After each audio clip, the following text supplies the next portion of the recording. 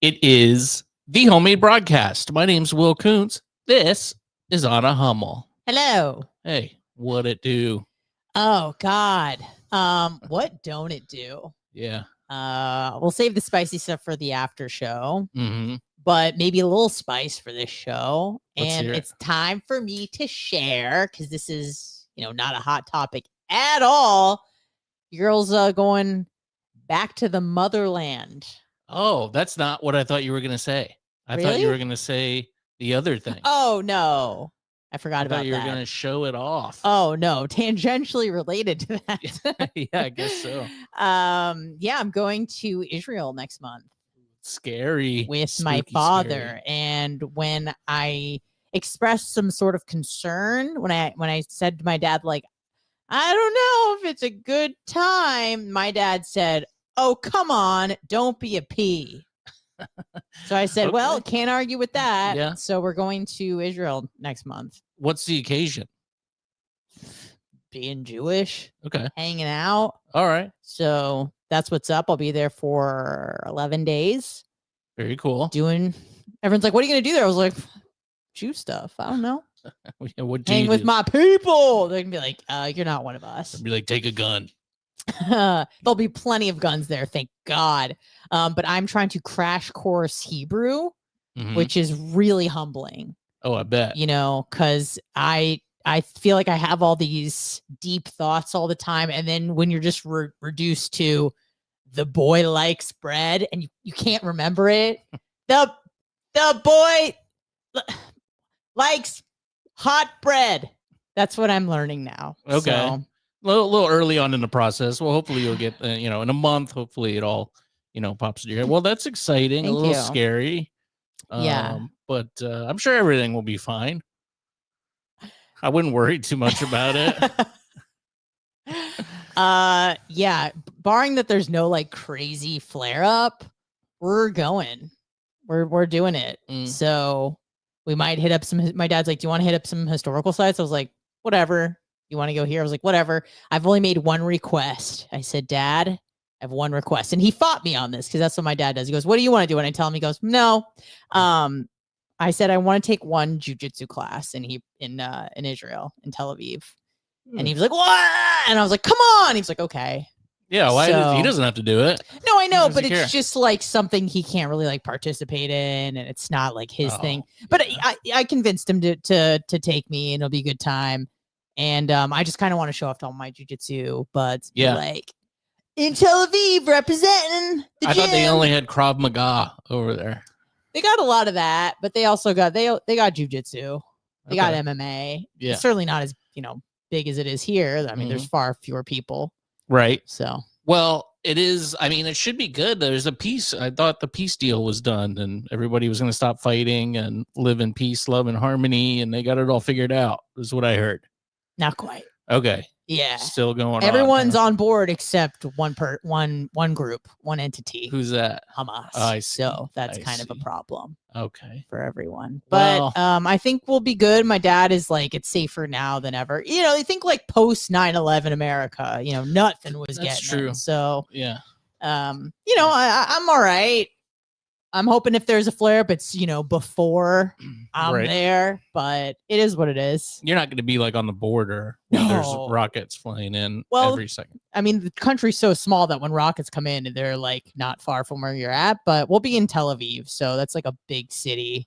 Yeah. And there's bunkers everywhere. So we'll just downstairs into a bunker and like hang out in the event that there's some problems, which I don't suspect there will be, but you never know. So. Hey, Well, hey, I wish you luck. Oh, this is what I'm going to ask you. Yeah. What do you want from there? Is there anything that you want? Like a souvenir or gift? You're not a religious man, so yeah, I'd like a Mossad handler that can that can get me the things that I need here. That would be good. I don't even know what I would ask for, to be quite honest. Because one of my friends is like not a religious Catholic, but she's a believer in Christ and stuff. So I was going to get her like a cross and stuff because I plan on going to Jerusalem at some point while I'm there. Yeah. So, I was thinking, maybe there's something that you want, you're like a shirt or just maybe anything that's quintessentially Jewish or Well, I'll tell you what. Israeli. Why don't you pick something? All right. That I like even more because I can't think of anything off the top of my head. But if you, there'll be something we could do on the podcast, exchange gifts. Okay. Yeah, that'll be fun. cool. Yeah. And that way, whatever speaks to me, That's right. Okay, perfect. When you see Jewish will, just whatever pops in your head that you see when they're peddling their wares on the side of the streets. Just, one of the funniest things that my bubby ever said was I was going to buy a car and she said, how much is it? And I was like, I forget how much it was. She goes, whew. You ever hear the phrase Jew 'em down a little? And I went, yeah, I'm familiar with that phrase. And then she went, I don't think that's fair that they call it that because the Muslims do it too. I said, that's true. I think everybody does. But anyway, I wish you a safe travel. That's a little while to go yet. So This is not the last time we'll be seeing each other ever. We're going to have more times. Brian from Philly. Thanks, buddy. Oh, thank you. Appreciate you, man. Good to see you back here. Yeah, we do have super chats up and running here. If you want to do that, those are guaranteed to be put on the screen. I tried to check the chat as much. We get a lot of action in the chat for as little watchers as we get, which is awesome. I love that.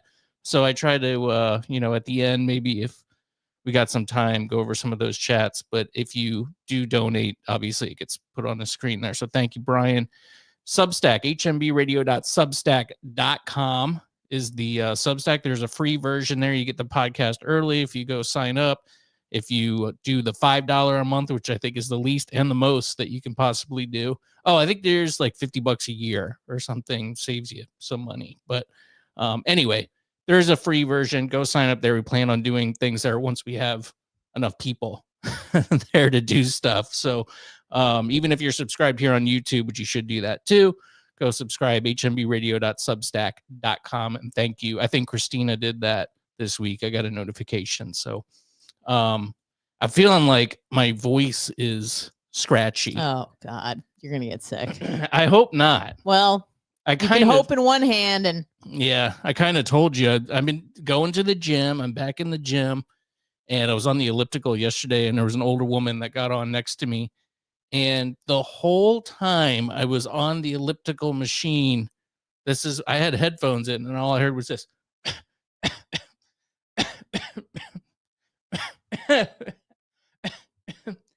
Literally for 30 minutes.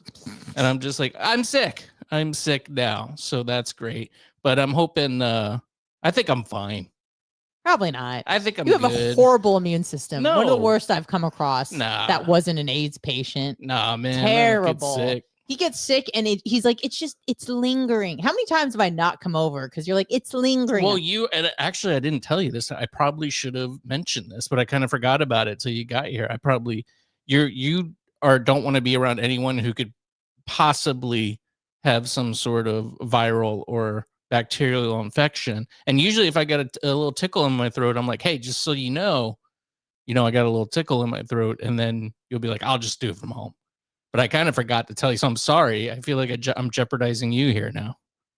Well, you are, but that's okay because even if I do get sick, I should be better by the time I leave for Israel. Yeah, so. I think so. But yeah, it was, I was hoping it was just like maybe she's got emphysema.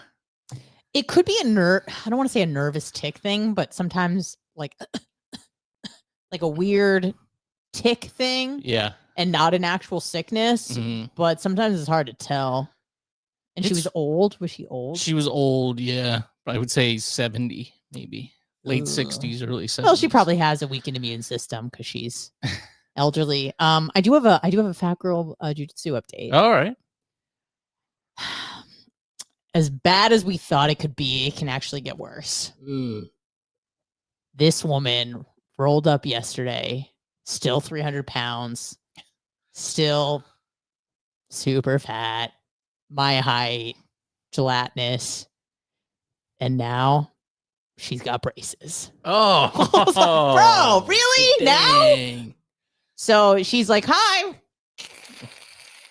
Mouth full of metal. I was like, oh, Jesus Christ. Really? Now I got to give you a wedgie.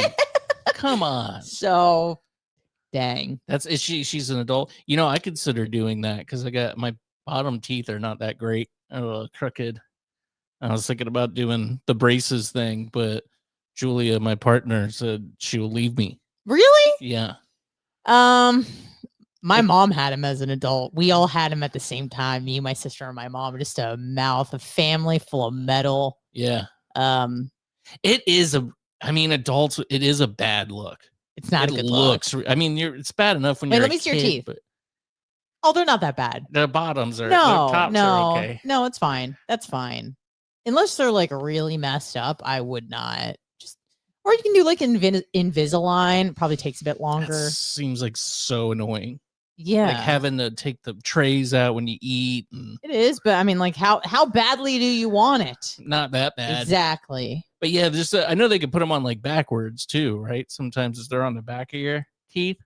Oh, I don't know. I've seen that before. You can't really see them, but I always thought that was like a live-in retainer. But yeah, it is a bad look though if you're an adult with braces, and if you're 1,000 pounds. Yeah, it doesn't help. No acne, right? She's got a little rosacea, but I'm not going to hold that against her. Okay. Yeah. It could just be like high blood pressure. It's hard. She's very pale skin as well. Yeah, that's the worst. Yeah, pale skin. She's like got just kind of like a rosacea thing, which is really the least offensive of all the issues. Glasses? If she has them, she's not wearing them on the mats. Yeah, right. But yeah, I think I have the same feelings every time. I tussle between like being super inspired and just super grossed out.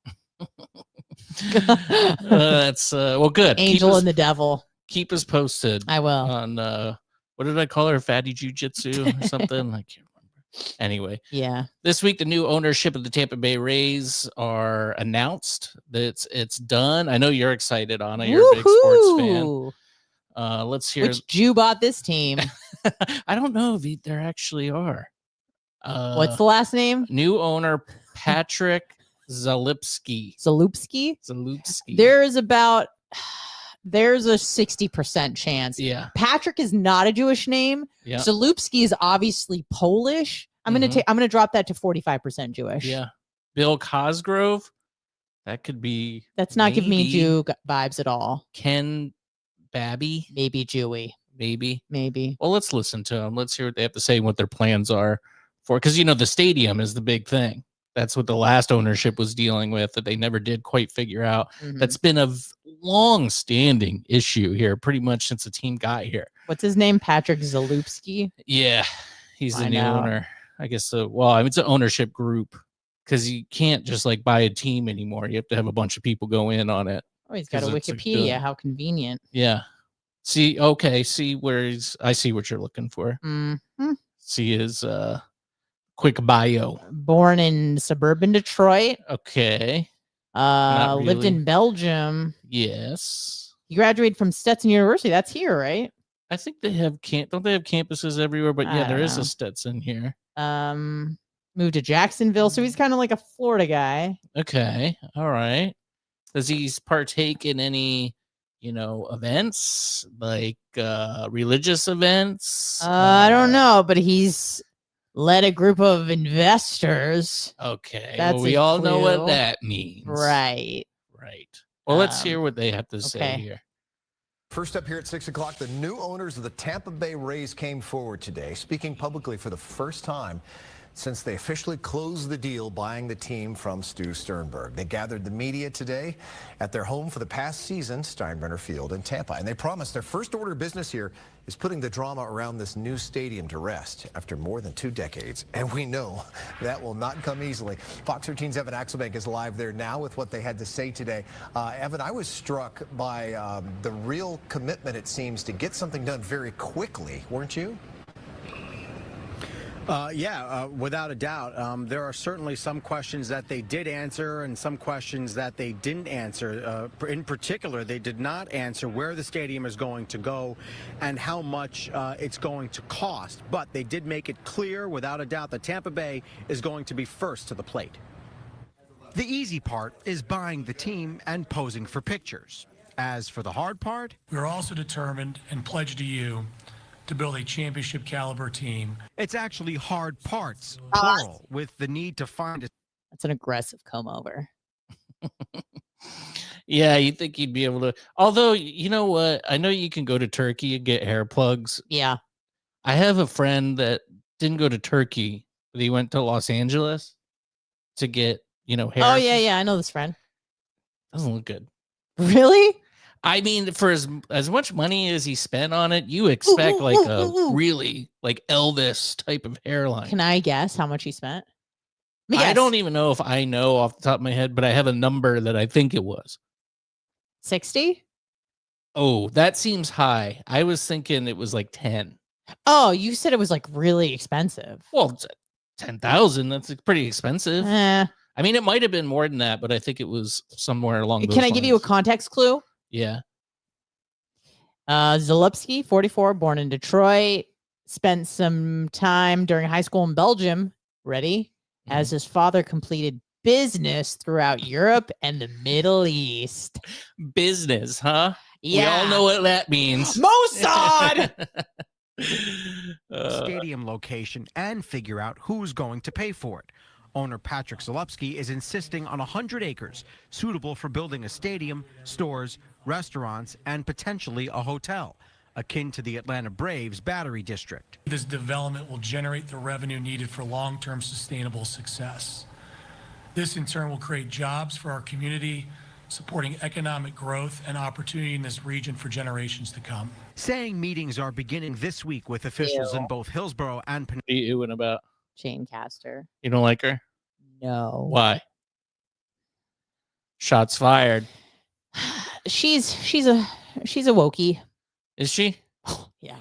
And I know you know that. I know you know that. I don't know. I mean, she's I a know wokey. I know she's. She used to be cool. She used to be she used to be a cop, right? Yeah. Or a sheriff. Yeah. Was she a sheriff? I think she was Tampa Police. She She was the chief of police. Chief of police. That's a very privileged and what do you call it? Prestigious position. Mm-hmm. And then she was like, I'm a cool cop lesbian, and now just a wokey. Yeah. I'm trying to think of examples that you said I would know.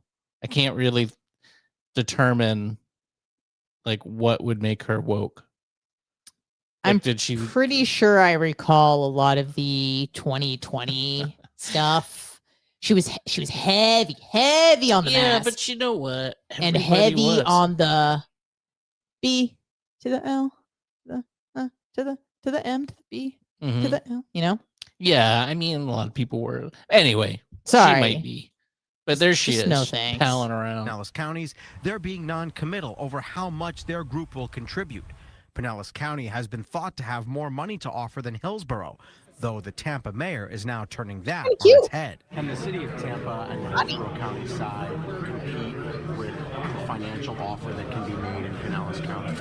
We already did. With St. Pete now fielding offers for gas plant development that does not include a stadium, and with the site being only 80. What the heck is that? I like that. What is that? Jeffrey Epstein's new house? Is he building that in St. Pete? What the heck? I like that the double arch deal. Yeah, that's cool. That's scary. Yeah, 6 acres as opposed to Zalupski's desired 100 acres. Mayor Welch, who chatted warmly with Mayor Castor, had his own response to questions about a new financial framework. I guess what they are. Yeah, sure. How many black people are you gonna have to evict to build this thing? Oh, that is a problem. Let's see what he says. We're meeting with them this afternoon to start the conversation. We'll let them know what our priorities are. And again, if there's a 100-acre minimum, gas plant's 86 acres. So that kind of makes our decision-making easier. A 100-acre development would seem to leave the door open to the state fairgrounds in Tampa, as well as to HCC, which is next door to where the press conference was held at Steinbrenner Field. They plan on a fixed-roof stadium that can hold between 150 and 180 events a year, including concerts. The new day in Ray's history came with a clear statement that they didn't bring blank checks with them. You know, what's kind of interesting about the HCC location is that it's pretty much across the street from the Tampa Bay Buccaneers Stadium. Tampa Bay Buccaneers Stadium, they want a new stadium too. In the same spot? I think they would be open to different locations, but when they built Raymond James Stadium, they just, imploded where the old one was, built it next door, and then made the old one a parking lot. Can't they do that again? They could, but there's a lot of, so they want to hold like events there. Raymond James also holds, concerts and events there. But this one, if it's newer, it might be bring more money into the Tampa Bay Rays organization. I just feel like the Buccaneers wouldn't be bananas about having that sort of competition so close. Well, too bad. How about that? Yeah, well, they could pick up and leave. Yep. I mean, the Buccaneers, you mean? Yeah. Where would they go? Anywhere. Who wants them? I don't know. Somebody's going to want NFL franchises are. But can you send like the Pirates to the middle of Wichita, Kansas? If the owner decided. And they'll still be like the Pirates? Like, would it not make sense? I don't know, because it seems like Major League Baseball is more, they're trying to develop markets. Like, it's my understanding that they wanted Tampa Bay Rays, like they were talking about moving to Charlotte and to Montreal, and they're like, no, this is a big market here, or upcoming market anyway. It's not a huge market, but we want to have a team here in Tampa Bay, so we want somebody that's committed to that, and that's why they kind of forced the old owner to sell. What was his name? Stu Sternberg. The economics of the club have not changed since we acquired them, and so again, you'll hear a common theme. Obviously, we've got to create this development. We have to have the revenue. As far as the baseball side of things goes, what happens on the field? Well, these new owners say that they're going to leave that to the baseball people, that they're going to be responsible for the business side of this and getting that stadium built. Mark? Yeah, be interesting to see. I know things are going to happen quickly here. Hopefully, have an Axel Bank, and I know you'll keep following it for us. Thanks so much. So there you go. What do you mean? What am I clueless about? Hey, he just gave money, so watch your tone. Elaborate. In what regard, sir? Jesus. 4 decades, Bears Groves has been home to Tampa's largest pumpkins. What's the matter with you? Pumpkin display. That's good news. You found this story, Anna, and I thought I liked it for a few reasons. One, because there was a fire that burned. Bro. No, I'm just kidding. I'm kidding. Jesus Christ. The Palisades fire at, last summer or this summer? Dude, I don't even know. When did that happen? I don't know. I think it happened last winter, but I Okay. could be wrong. I have no concept of time anymore. Yeah. Well, there's a Florida connection to that. Apparently some firebug in Florida was, I guess, living. Hold on. in California. Yeah. Pause. Yep. Firebug. Yeah. Is that what why don't they say this psychotic pyromaniac? Why would they call him a firebug? That makes him sound, I call him that's a firebug. No, that's what the article said in the title. Oh, did it? Really? Florida firebug? Firebug, That's yeah. like it's cute. It is Little adorable. Firebug. So how did they find the guy who did that fire? I guess That's he was crazy. like taking pictures of it. Of course. He was like looking up stuff on dystopian LA fire. He was like asking Chad GPT. He was like obsessed with, I don't know, like what do you call like dystopian imagery? I don't know. He's a psychopath and apparently a firebug, which is an adorable thing to call someone who's psychotic and caused like 12 people to die and 6,000 homes to burn to the ground. But he's a firebug. I gotta say, initially when I read, because it seemed like I looked at a few other articles and it seemed like they were pushing Florida man. And I was almost like, oh, do we have a Republican like terrorist? Like, is this an example of right-wing violence? Oh, no, he's just a firebug. Well, that's why I wonder if that's how they were wording it. If I'm the only one who thought that, or if that was, but I was like, oh, we got one. And that's a big one. If it was some sort of like terrorism, some guy, MAGA guy from Florida, which doesn't appear that was the case. No. I saw that the New York Post article started it with Biden supporter. Really? Yeah. A Joe Biden supporter.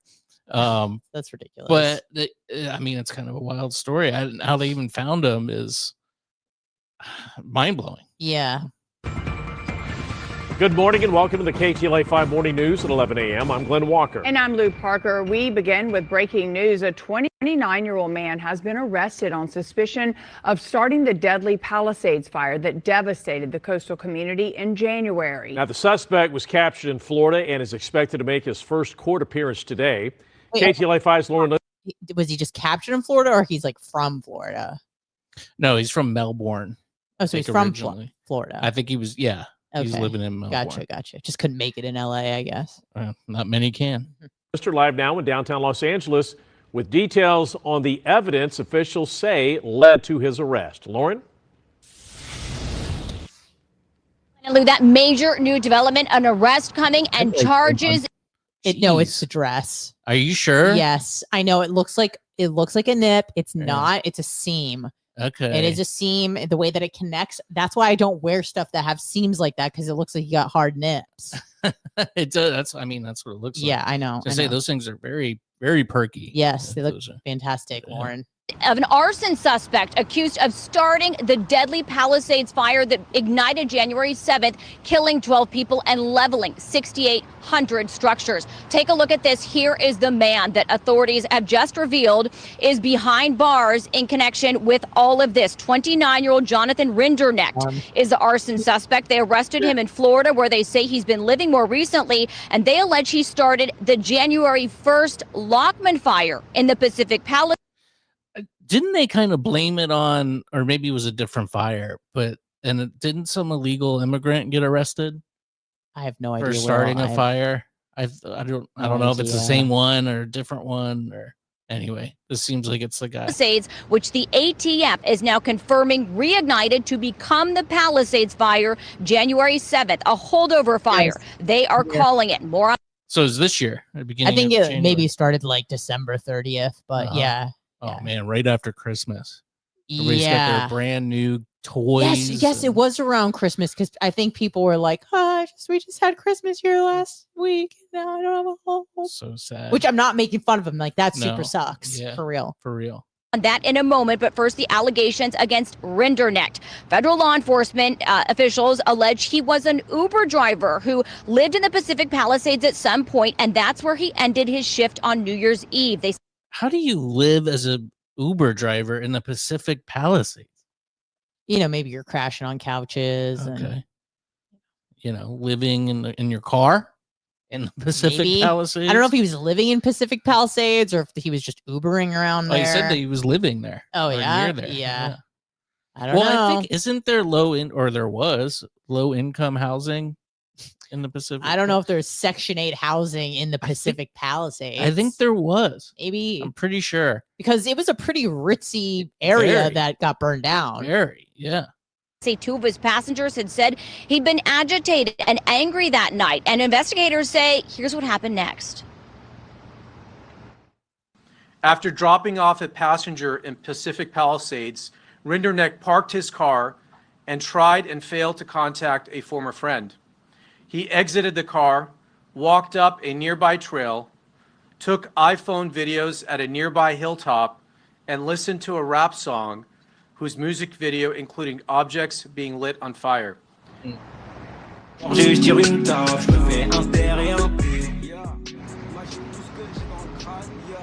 That is the rap song. It's in French. They say the defendant had listened to the song and watched the video repeatedly in the days leading up to the Lockman fire. They also say digital evidence shows the defendant used ChatGPT to create this dystopian painting showing a burning forest and a crowd fleeing from it. This was a few months before the fire started. Hopefully you're looking at those images that were provided by authorities in this press conference about the charges that they just revealed. And they say 12 minutes into the new year, environmental sensors indicated the Lockman fire had started it, with the defendant taking several tries to call 911 to report the fire. They allege he fled in a car, but turned around after passing responding fire engines. And while the Lockman fire burned, that's not like where houses used to be. That's just a know. hillside. I think it's just completely burned. I think that's was a wooded hillside. Okay. Defendant walked up the same trail. Spread false and misinformation. Yeah. to watch and used his iPhone to take short videos. They allege that cell phone records, false statements to law enforcement, and behavior during the Lockman fire all support the charges that they have filed. And although the Lockman fire was put out by LA City Fire on January 1st, after an 8-month investigation, the ATF says they determined days later remnants became the Palisades fire when heavy winds caused the underground smoldering to surface and spread. Investigators determined that the Palisades fire reported on January 7th was caused by an intentionally set fire near a viewpoint along the Temescal Ridge Trail in Topanga State Park on January 1st. The fire was a holdover fire, meaning it was deeply seated in dense vegetation and roots and continued to burn undetected until catastrophic weather ensued, resulting in the Palisades fire.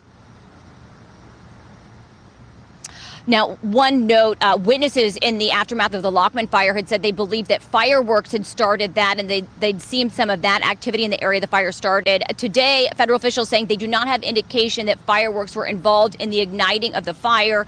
They said it was a flame, and they didn't elaborate due to the investigation. But in terms of the suspect due in court in Orlando, facing charges that carry a minimum mandatory sentence of 5 years and up to 20 years in federal prison.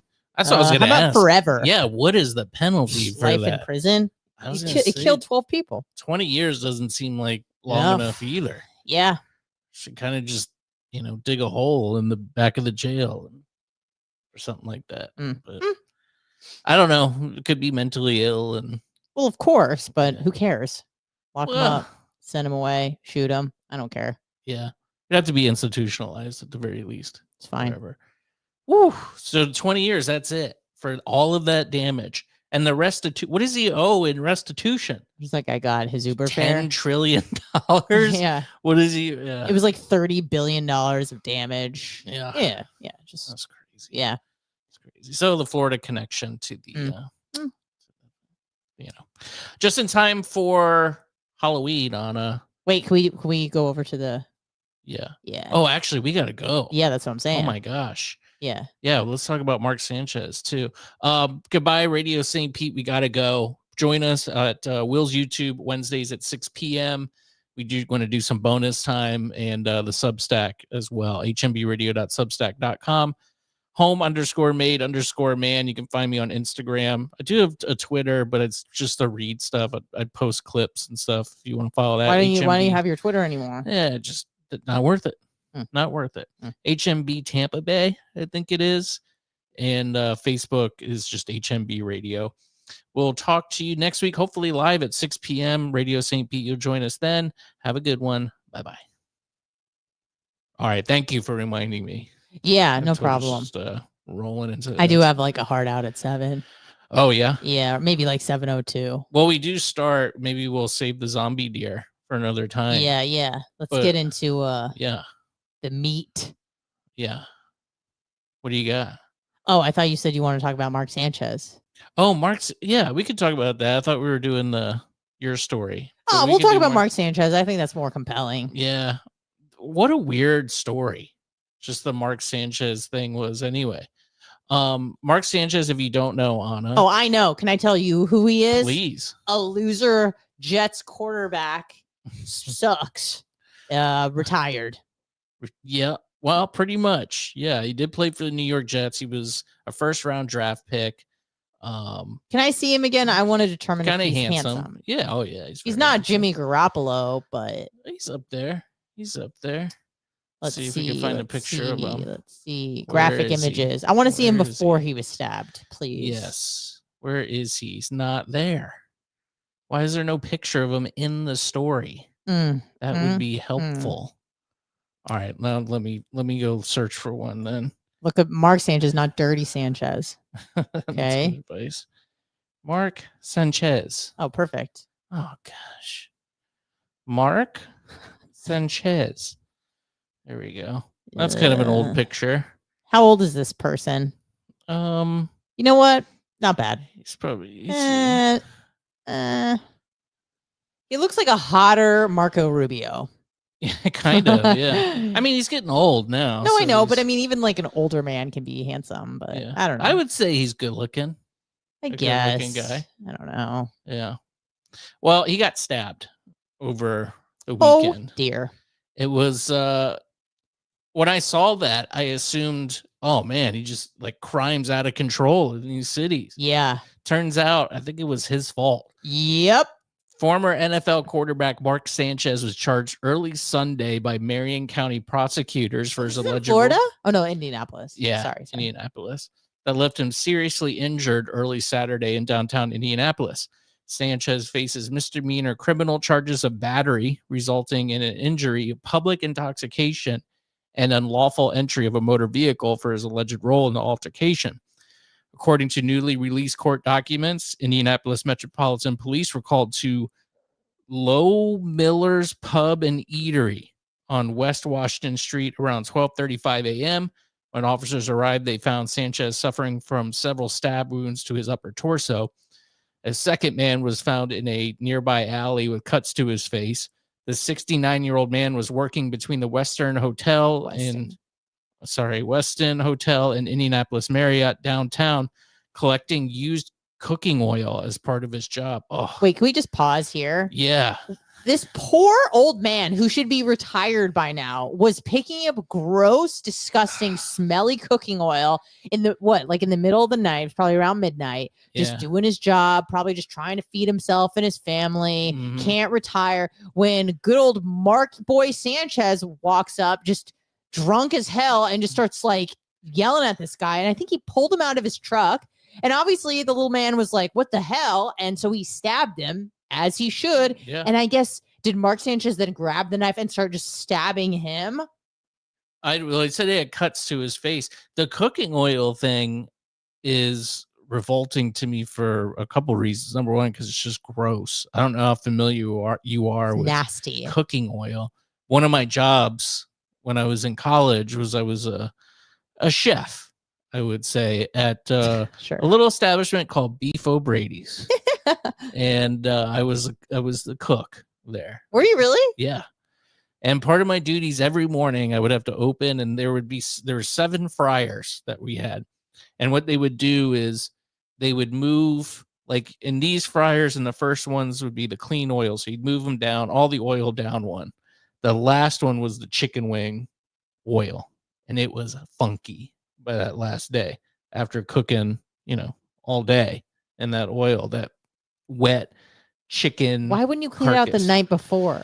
Why? Because do you it's too hot. Oh, it's too. So you got to wait till it's cool. Got and then so that's the morning guys' duties. So I would move that, and that last one, it reeked. You just had like this valve that you pull down, and it would spill into this bucket, and then you would take the bucket out back to the grease trap. And every morning I had to be like, okay. Hype yourself up. 1, 2, 3, and I would open it, and flies would just come out, and I would just go exactly. Just every morning I would throw up. For months and months I did this, and it just it was my job. I had to do my job. And I remember the lady that owned the Beef O'Brady's happened to be walking by one morning, and I was just like ralphing really loud, and she's like, "Oh my God, are you okay?" And I was like, "Oh yeah, I'm fine. I do this every day." And she was like, "What?" I was like, "Yeah, it's disgusting. It makes me sick. I throw up every morning." And she went, "Oh my God." Then after that, lunch shift, which was the best. You didn't have to do any opening duties, 0 closing duties. You just walked in, cooked, and went home, and left all the silverware and the. And then she gave you that shift because she felt bad for you? Because I was sick, yeah. So I got that shift, which is pretty Nice. awesome. Yeah, I worked there for a while. But yeah, the cooking oil thing just in general is, I feel bad for that man. But then you got Mark Sanchez coming in here being all hot. He's like, this night couldn't get any worse. And then all of a sudden, it did. According to a probable cause affidavit, Sanchez allegedly opened the driver's door of the truck and climbed inside despite being told to leave. This guy sucks. The man told detectives Sanchez appeared intoxicated, smelled of alcohol, and claimed to have spoken to the hotel manager, who said the truck was not supposed to be there. When the worker tried to call his supervisor, Sanchez allegedly blocked him. Video shows the men circling the. Well, what, you should be calling the police. What do you want your boss to do? I don't know, dude. Anyway, video shows the men circling the truck before the struggle broke out near a large dumpster. Detectives say that Sanchez threw the victim towards the dumpster and the two fought between the truck and the wall. The 69-year-old told police that he used pepper spray to defend himself, but when Sanchez continued advancing, he thought this guy is going to K me. I don't think you could say the K word on YouTube. Unalive me, and pulled out a weapon and stabbed Sanchez several times in self-defense. According to court documents, video gathered at the nearby Marriott closely matches the victim's account. A witness in a nearby car told detectives that he saw two men recording each other with cell phones before the fight began, when he saw one man tumble to the curb as the other ran north through the alley. Detectives collected a knife from the driver's seat and later obtained search warrants for Sanchez's clothing and cell phone. Hold on, pause. Yep. Tell me everything you know about Sanchez besides being a D-list quarterback. That's the 69-year-old who was just already having a rough night. Yeah, not looking good. God. Can't they like sew him up a little bit? Why are those wounds still open? But maybe that's when he just he arrived. just got there. Yeah, you need to have it for evidence. Did this guy have any history of like concussion? You mean? Oh, I didn't even think about that. I was thinking about like a violence, like domestic violence. Not that I'm aware of. Violence. No, but you would. I mean, being a former quarterback dealing with concussions, perhaps there's some sort of CTE thing going on. I didn't think that quarterbacks got them. I mean, I'm sure they do concussed, but not as much as like other positions. Oh, they get. They do because they get get this. They get sacked. That's right. You like that? Well, I don't get it. Are you impressed by my knowledge? Oh, sacked. Yes. Right. I thought it was some sort of double entendre. No. I'm just speaking football lingo. Okay. God damn. Yeah. They get hit. They get knocked around. Pick six. That's right. What does that mean? I don't know. The New York Post shared surveillance footage showing a bloody Sanchez stumbling down the sidewalk after the stabbing. A bartender ended up trying to help the quarterback. Marion County prosecutor Ryan Mears released a statement early Sunday morning saying what began as a disagreement between a 38-year-old former professional athlete. My age? Yeah. Looks terrible. And a 69-year-old man should have not escalated into violence. Sanchez is a 38-year-old former New York Jets quarterback. Here you go, Anna. Here's his biography. Started at USC from 2005 to 2008 and was selected 5th overall by the Jets in the 2009 draft. He was scheduled. So this is an interesting thing, too. Like, he's lost his job because he had one of these coveted, broadcasting roles. Yeah. As like an analyst for, the games on Sunday. Mm-hmm. He was scheduled to broadcast the Colts-Raiders game at Lucas Oil Stadium with Fox Sports on Sunday. Fox has indicated that that doesn't matter. Yeah. But I would imagine he's fired. I think so. I think this is a fireable offense, and I don't usually say stuff like that. Yeah, I would say so. Yeah. Yeah. Yeah. Because those jobs are so coveted. I'm sure they are. Well, you can't be just pulling people out of their trucks and stabbing them. Will. Yeah. Can't be doing that. Not good. No. Not good. But what a weird story, just all around. Mark Sanchez. Random. Crazy. What's the other one you wanted to get to? Because we have a few pulled up. Nice guys do finish last. That's right. They do. They really do. So don't get fooled by the rom-coms, because you're not going to get the chick that you want. And I guess my assessment of the article was essentially that like nice guys just typically aren't the most masculine. Yeah. And women like a-holes. Yeah. You know what I mean? It's unfortunately true. It is true. That doesn't mean a nice guy can't get a gal, but maybe they're just less likely. Yeah.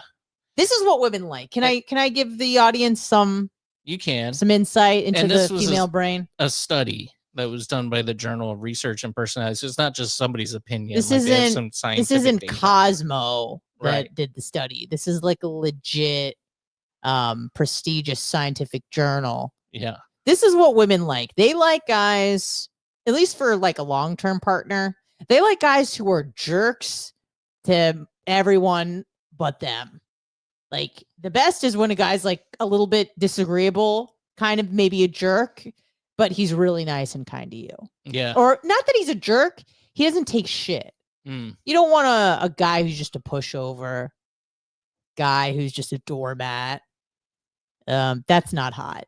I feel Don't be like that. from the videos, women want 6 foot tall and a $300,000 annual salary seems to be the top two things. I mean, that you women can want that. I'm sorry, not women, like 20-year-old baby women when they interview them on the street. Yeah. What are you out of 10? And they all go, I'm a 10. And they're I've like seen a those. 5 or a 6, maybe. Sometimes they get as high as 7, but they're usually not Ask me anywhere that close question. to 10. What are you out of 10? 4.8. That's not true. That's low. Yeah. That's very low. Yeah, that's called being realistic. No, that's Well, you yeah, have I'm bad taking- self-esteem. I'm taking into account my age, my looks, my body. You're a good-looking lady. I'm okay. Yeah.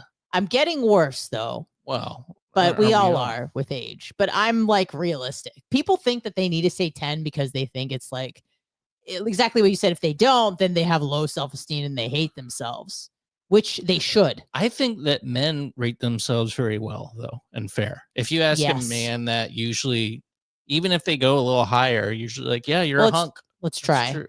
Yeah. Will, what would you rate yourself out of 10? I think I'm a solid 6.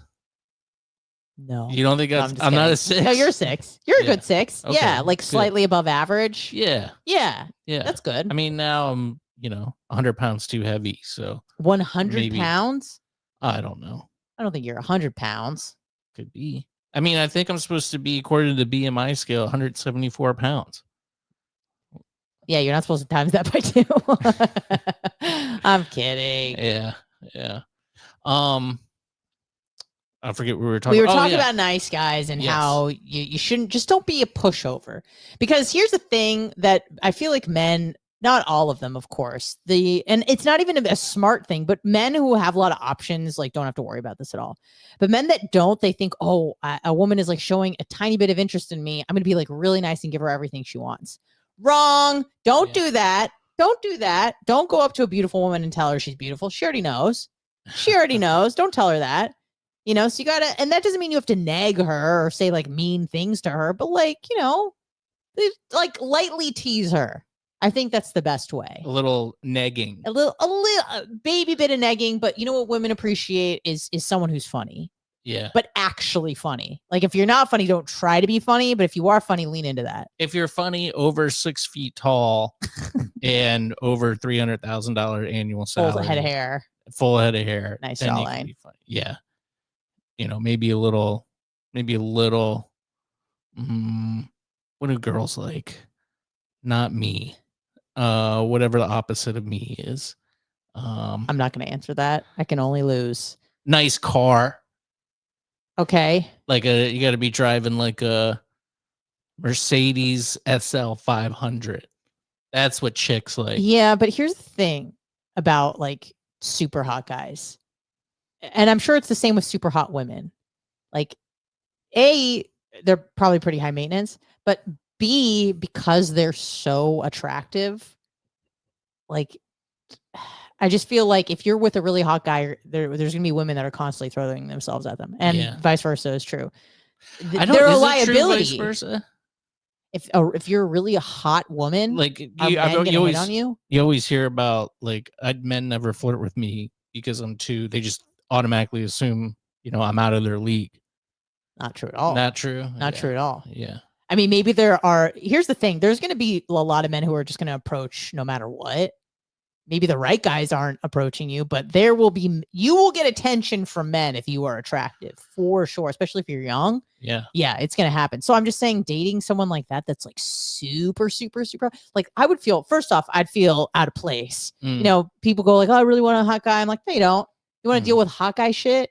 Do you want to deal with hot girl shit? Think about that. How high maintenance they are. Oftentimes they don't really develop a personality because they don't have to. So they're not very nice. Yeah. Not very kind, not very nurturing. Oftentimes not very domesticated. They're not the trad wife. And eventually those women will expire. And that's when I really start to shine. I look like a pretty good, I got a personality. Yeah. So. Yeah. There are only so many men who are over 6 feet tall, make $300,000 a year out there. There's not very many, But man, those guys must have a great time. If I was 6 feet, well, I am 6 feet tall. If I had a $300,000 annual salary, that would be a good time for many years. I had a pretty good time as it was, so I think you did just fine. I did good. I think you did just fine. Speaking of the trad wife thing, Mm. Anna, are you a Taylor Swift? You don't seem like a Swiftie. Definitely not a Swiftie. Not a Swiftie at all. I don't mind her though. I don't Yeah. hate her like some people do. Yeah. Well, she's got a new album out, and she's getting married to NFL tight end for the Kansas City Chiefs, Travis Kelce. I guess she had some she was always kind of like a feminist hero because she stayed single, had a bunch of bad relationships, but never, shacked up with a dude, or, she was a cat mom. But she type of did shack lady. up with dudes. Yeah, but she would go through them, wouldn't get tied down to one fella. Yeah. But I mean, okay, sure. Yes. Yeah. So a lot of people are accusing her now because I guess she has some lyrics in her new song about Travis Kelce where she talks about wanting to have children with him. Do totally normal things that, a married couple would do. Have children is one of them. But now they're kind of calling her a sellout online. Sellout from what? Well, just her cat lady past. Oh. Going through them, whining, dining, 69ing, Whoa. bunch of dudes. Oh my God. Not my T Swift. Yep. Now she's talking about getting dick down. Yeah. By Travis Kelce. By his big old dong. There's apparently. a song called Wood, WOOD. Yeah. And it's like knock on wood, I think is the tagline. But if you listen to the lyrics, kind of raunchy for T Swift. Yeah. Well, she's growing up. She's a real deal. Now she's getting the regular D down. There is such a thing as dick drunk. Do you think maybe that's what it's going on here? I don't know. Travis Kelce not my just turned her sweet, in. sweet Taylor. Just Not turned her my in. sweet. We have Cardi B. We have Megan the Stallion. We don't need slutty Taylor Swift. Yeah. Thank you, but no thank you. Well, Taylor notoriously gave the recommendation. What do you call it? Endorsement to Kamala Harris. Like she stayed out of politics, but I don't know, for some reason decided to jump in towards the end there and endorse Kamala Harris. when And Trump- that was a big deal. When Trump wrote onto social in all caps, I hate Taylor Swift. Yeah. That might be my favorite tweet of all time. Well, he was he wanted her to endorse. course. I mean, that would have been huge. He would have had her to the White House. Oh, and, yeah, of oh my God, he course. would have made a coin out of her. And Yeah, for it would have sure. been a huge deal if a cultural icon like I that. hate Taylor Swift. I mean, he got Kanye West for a little while. That didn't turn out great. No, it did not. I think it helped in the short term, but then Kanye West became Kanye West. Yeah. And we started talking a lot, and then it kind of became an issue. A liability. A little bit of a liability Yeah. there with the MAGA hat and everything. But I think Kanye's abandoned Trump too. He's abandoned just like society in general. Yeah, he's not really. I think he lives in Cody, Wyoming. Oh, I could be friends with him potentially. I won't be visiting you then.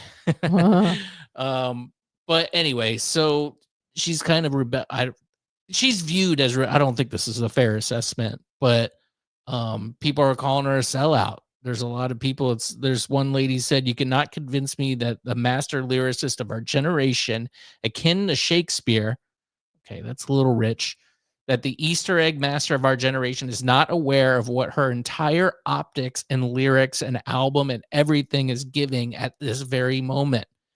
It was this viral video influencer who's saying all this. She said it was not satirical, as some desperate Swifties had suggested it's a way to explain away Swift's apparent turn from feminist hero into suburban romantic. And for her part, has described the project as a labor of love. So that we knew we had to bring the best ideas that I don't really care what Taylor Swift says. But I sent you I guess maybe I should have pulled up those videos. I sent it was like a thread of just these TikTok girls just in borderline tears because Taylor Swift is saying that she wants to have children. Yeah. It's just bizarre. It really, it's kind of like when fat people like lose weight Like when Adele lost a bunch of weight and they're like, "You traitor." She's like, "I'm trying to get healthy. I have type 2." And then they're like, "Fuck you." Yeah. It's like, what the hell? You skinny bitch. Yeah. Yeah. Yeah, it is weird. But I know that you're kind of on the train of like, you don't want to have kids or anything. I don't. You don't particularly want to be married either. Right? I don't need to be married. I'm not against it. Okay. But I became very okay, let's go for it. I became very disillusioned with marriage after my parents' divorce. Yeah. See, I'm a product of divorce too, but I was 2. I was 24. I was an adult. Well, wait a minute, child. you're 24. I was living at home. Yeah, that can be bad. But I thought you were like 16, and I was like, that's tough, because I think that's where a lot of this comes from, is all the divorce that took place, for kids when they're teenagers. They're just like, I'm not doing this. I was in so much pain during that time. I'm not even going to do that. Yeah. So here's the thing. There's pros and cons at every age, right? So when you're a baby, it's like, yeah, you don't remember the parents' divorce, but you also don't remember your family together. You have no memories of that. Yeah. And then when you're a little bit older, it's just like, you have memories of mommy and daddy yelling, and it's not good, say 8, 9, 10. Then you're an adolescent. Things are already crazy. You're trying to shave. You're bleeding everywhere. Shit at school's crazy. And then also your parents are like breaking up. With me, it came with its own unique set of challenges. Had I not been at home, it probably wouldn't have been as bad. But I was like living at home. Yes, I was an adult, but I was still their child. And the worst part is that like no one saw it coming, including my father. Oh yeah. So when you think everything's okay, and here, you want to hear this? This haunts me to this very day. I met this guy, not a romantic thing, when I was hosting trivia around San Diego for about 1.5 years. It was a great job. It was super fun. It traumatized me a little bit when I said, less miserables out loud in front of 100 people. But other than that, it was a great gig. It was super fun. And I remember meeting this guy, and he was like, cool. Maybe he wanted to hit it, but didn't. Kind of nerdy. And we went out to dinner one night, and I remember exactly where we went. I remember eating carrot cake, and he was a year younger than me, and he told me that his parents were going through a divorce. And I was like, oh, that's crazy. That's too bad. And I said at dinner, and I'll never forget, if I can have a relationship half as successful as my parents, I'll be happy. And 2 weeks later, my mom walked out. Done. So I just felt completely blindsided. And I just also, to me and to most people, or at least the origins of marriage, are religious in nature. That's kind of the foundational agreement of marriage, is like a religious thing, a union with God, let's just say from the Christian perspective. And I don't believe in that. I don't need that.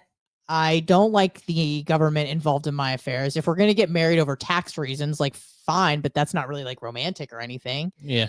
And then I don't like people are like, oh, you're commitment phobic. I'm like, no, not at all. I live like I'm married right now. My whole thing is this, and this is what I think is the more romantic like perspective to take. And maybe I'm wrong, but I think it's more romantic when you don't have to stay and you do. Does that make sense? Like I've heard so many people say, like online and in real life, say like, well, it's cheaper to keep her. Like, that's horrible. That's horrifying to me. Yeah. Like, I don't want someone to feel stuck with me because they'd have to go through a bunch of bullshit to not be with me. I would much rather be like, we can walk away from this at any point in time, but we're choosing to stay because it like adds value to our lives. Yeah. You know what I mean? I do know what you mean. To the man who's getting married. I kind of almost feel like the polar opposite really with that, because I feel like it makes it, you can't just leave. Like a lot of things you just go, you know what? Screw this. I'm done. It makes you have to work for it a little bit more, so you can't just pick up and there's not going to be any signed paperwork or anything that's going to keep you there. You can just leave, and maybe it's something that you could have worked out. Most of the things, probably 99% of things as a couple, you probably could work out over time. Might be mad for a while. You might have, rough patch, but eventually you probably get back into it. And I think that if you're not married, a lot of people just go, this just isn't worth it anymore. Let me nothing ask keeping you. me. Let me ask you this. I forgot my first point, but my second point was like, why do you have to try to force things? Let's just say it's not forcing. Not force, but like work at things. Say that there's no children involved. Yeah. Then why would it matter? Because I feel like it's worthwhile to, maybe it's a sunken cost fallacy, but I feel like it's worthwhile to work on that relationship with that partner and cultivate something long term. Sure. Kind of create like maybe not emotional bond, but I don't know, you kind of create a legacy in a small way. Maybe if you don't have kids, you don't really, but at least in your own life, like you have a partner to go through life with, a long-term one, not just somebody's 6 months, a year, whatever. So you just have this person who's like, all right, we agree you're going to be my roll dog for this life. And it's going to be probably good and bad, hopefully more good than bad, but it's just something that it's almost like a contract with yourself and some sort of, an arrangement to just, like I said, just have a partner, somebody that's there long term. I feel like that's worthwhile. But I agree. I also think that it's not like super easy a breakup in any capacity if you've been together for, a significant amount of time. Even if you're not married, it's still like painful, or you may try to work at it. It's not. And you say you're living together, maybe you have property together, maybe you even have a business together. Like you have other things that can tie you. Yeah, but those are easy. Well, I guess you can get It's still painful and hard no matter what. Of course, it's more difficult when you're married. Yeah. Let me ask you this, and this is an uncomfortable question that I'd like to ask you before we end the show. Yep. Are you like worried at all when you see like the statistics surrounding marriage? No. I mean, statistics do mean something. Those are kind of odds of what could happen, but I'm an individual and we're two individuals, and I don't think the statistics really matter. It's a great pageant answer. Thank you. Welcome. That's how we'll end the show then. Well, thanks everybody for tuning in. Brian from Philly, thanks for the super chat. Appreciate you, bro. Even though you said I'm clueless and didn't elaborate on what. Love to hear it, Bri. Thanks, Brian. And thank you, everybody. Thomas, Christina. There's a few others in here.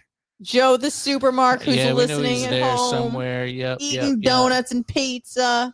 Well, thanks, everybody. And we'll talk to you next week. HMBradio.substack.com. Please go subscribe there if you have not. It's free. You can totally sign up for free.